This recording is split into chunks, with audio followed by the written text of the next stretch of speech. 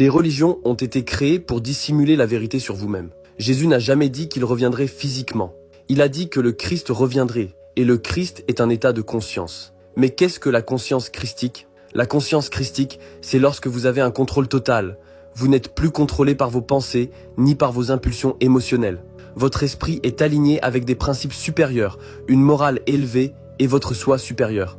Vous ne recherchez plus les plaisirs physiques du monde. Vous tirez votre satisfaction d'une compréhension plus profonde de vous-même et de la connaissance. Et vous guidez votre vie à l'aide de votre propre boussole intérieure. Le cœur est un système de guidage. Chaque pensée que vous avez est jugée émotionnellement par le cœur. Et l'émotion que vous ressentez en lien avec cette pensée vous indique ce qui est juste ou non. C'est pourquoi l'on dit « suis ton cœur ». Chaque fois que vous allez à l'encontre de cette guidance intérieure du cœur, vous détruisez votre champ électromagnétique, ce qui vieillit littéralement votre corps. Voilà le véritable retour du Christ. Il symbolise un temps futur où chacun suit la guidance de son intuition et de son cœur, et où l'esprit est aligné avec des principes supérieurs. Vous pouvez passer toute votre vie à attendre Jésus. Il ne reviendra pas.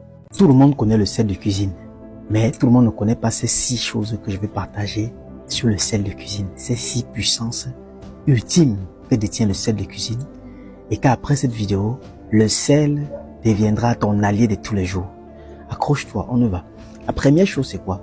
C'est pour tous ceux qui ont des boutiques, des lieux de vente, les lieux de commerce, un endroit où vous casez pour faire votre commerce, votre boutique, votre hongrie, peu importe ce que vous faites là-bas. Chaque matin, quand vous arrivez, avant l'ouverture de la boutique, quand vous ouvrez la boutique, prenez-moi le sel, versez un peu de partout sur le sol et tout. Vous attendez quelques minutes. Vous allez verser sur le sol avant de nettoyer, parce que les boutiques se nettoient tous les matins. Avant le nettoyage, versez le sel d'abord partout. Même si c'est une boutique avec coup, que vous balayez ou comment, versez d'abord, si ce n'est que le versez partout, marchez, vous attendez même 5 minutes. Vous balayez maintenant le sol avec le sel là-dessus. Voilà, vous balayez maintenant, en balayant la ceinture, vous balayez avec le sel, vous versez bien. Vous balayez maintenant, vous verrez votre journée et vous verrez comment votre commerce va s'ouvrir. Faites ça chaque moment que vous voulez faire le nettoyage dans votre boutique. Même si vous n'êtes pas le propriétaire, il faut recommander ça à votre, c'est pas, à vos employés, que chaque matin ils doivent le faire avant de commencer le commerce, avant de commencer l'activité. Deuxième chose que vous ne connaissez pas sur le sel, c'est quoi? C'est que lorsque tu vas dans un endroit public, que ce soit au marché, dans un supermarché, à la plage, à la piscine, en boîte de nuit, bref, à un deuil, à un funérail, les endroits où on rencontre beaucoup de personnes, et on sait aujourd'hui que c'est les endroits les plus populaires, il y a des gens mélangés, et c'est là qu'on rentre souvent avec des négativités.